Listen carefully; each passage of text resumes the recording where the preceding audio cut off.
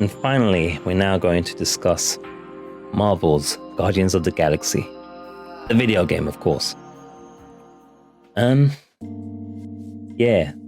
Final segment of the entire podcast is episode 3. Is it actually episode 3 though? I don't even know. It could be episode 2. Anyway, this is the final segment of this thing before I slack off again and don't do another episode till like 6 months, 7, 8 months down the line. But yeah, let's talk about Guardians of the Galaxy. It should be out right about now. It's past 6 o'clock PM in the UK. It's 26th of October on a Tuesday. The reviews are coming in for Marvel's Guardians of the Galaxy video game. Seems like most of the reviews are on the PlayStation again, which is interesting. Generally on Metacritic, they pick like one system or whatever. It seems to be the PlayStation they're going for.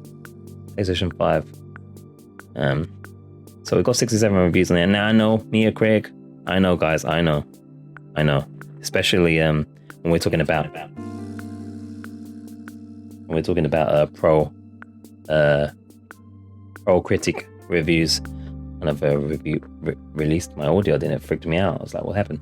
But yeah, it's interesting that some of the reviews are saying what I'm worried about with this game at the moment is it seems to be that they're more enamored by the dialogue and the writing, which is cool, but it sounds like the combat's just okay by the sound of things. I'm trying to figure out why they're showing a video of a game that isn't the game that I'm looking at here. Very strange on Metacritic.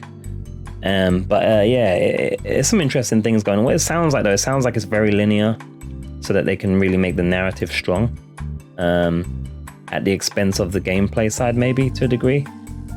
I was kind of hoping that it would be taking the kind of semi-open worldness of like a Metro Exodus and games like that, or maybe even like it could be like maybe like even the style of BioShock or something, where you do have these kind of slight open area activities and that, but it sounds really linear. I don't know.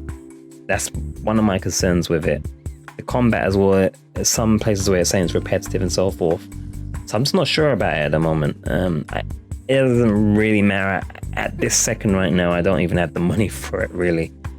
I don't think it would be a good play for me to buy it, because I don't know what content I would be able to make on it that anyone would care. Or at least that I could be discovered for anyone to care, I should say. So I don't know. What are you guys' thoughts on it? Are you getting this game? Have you got it already? Should I be getting this if I had the money to get it? What do you think of it? Are you excited about Guardians of the Galaxy? I mean, at least it seems to be a proper single player game. There's no like microtransactions that I can see, or any kind of like online shenanigans. Another thing to be concerned about as well, if you're a content creator type, there's a whole bunch of music that's been praised in this that is essentially 1980s infused commercial music. I think you already know what I'm going to say. You better be very careful if you're going to Twitch stream this. You better turn off the music, because you might get bent over without consent. And if you're on YouTube, you're going to get every single piece of revenue taken away from you. I don't know. I could be wrong here, but I don't believe they've provided any provision to cover turning off the music in your streamer mode or what have you. I believe there is a streamer mode in this one, I think.